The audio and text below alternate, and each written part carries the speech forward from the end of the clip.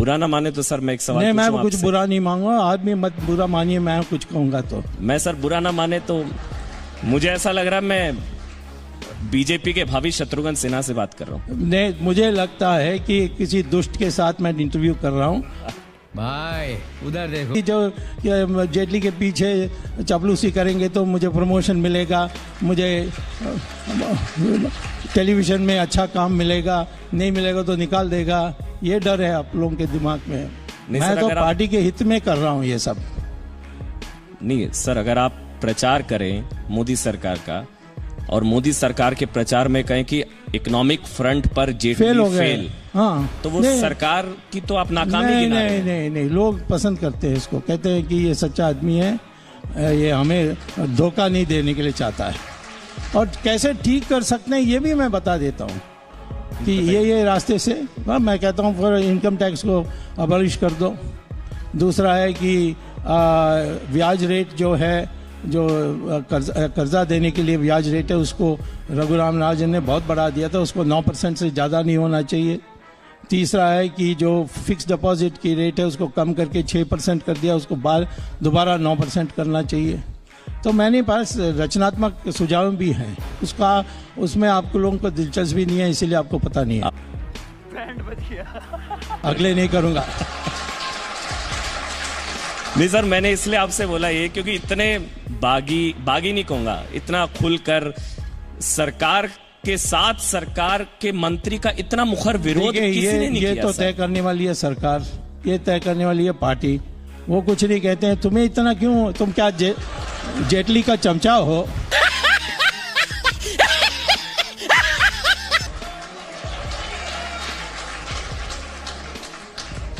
ठीक है सर। अरुण जेटली के बाद आपने ये भी कहा कि इकोनॉमिक्स ना सिर्फ जेटली, मोदी भी नहीं जानते। नहीं, मैंने ऐसा नहीं कहा। मैंने कहा कि मोदी बार बार कहते हैं कि हमारी जो राष्ट्रीय आय माने जीडीपी वो 6ठा नंबर पर है। पहले था 7वां नंबर में, अब 6ठा नंबर हो गया। मैंने कहा कि ये पता नहीं कहाँ से, मैंने उनको चिट्ठी भी लिखा था मोदी को कि इस कारण से 6ठा नंबर नहीं है, हमारी 3रा नंबर है। अमेरिका चाइना के बाद हमारी नंबर है जीडीपी का। और जो जीडीपी के कैलकुलेशन है वो इस प्रकार करने चाहिए, तभी तुलना हो सकती है। मुझे लगता है कि आपको किसी ने बता दिया, आपने खुद इसको पता नहीं किया कि किस आधार पर ये 6ठा नंबर आप बताते हो। और फिर जिस मीटिंग एड्रेस करा तो लोगों ने कहा क्यों वो उन्होंने अपने को करेक्ट नहीं किया। मैंने कहा उनको इकोनॉमिक्स पता नहीं है, उसमें कोई बुरा नहीं है, सबको इकोनॉमिक्स पता होना है ऐसा आवश्यक नहीं है। फाइनेंस मिनिस्टर को तो ज़्यादा जरूर पता होना चाहिए, ये इतना है। परंतु प्रधानमंत्री अच्छे लोगों से पूछ सकते हैं और उसके आधार पर करनी चाहिए।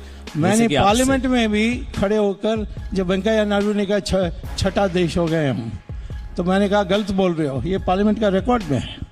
मैंने कहा 3रा नंबर है हमारी। फ्रांस को पछाड़कर 6ठी सबसे बड़ी अर्थव्यवस्था मैंने कहा ना 3रा नंबर हमारी है। किसको पछाड़ा किसको नहीं, इसमें मुझे चिंता नहीं। ठीक।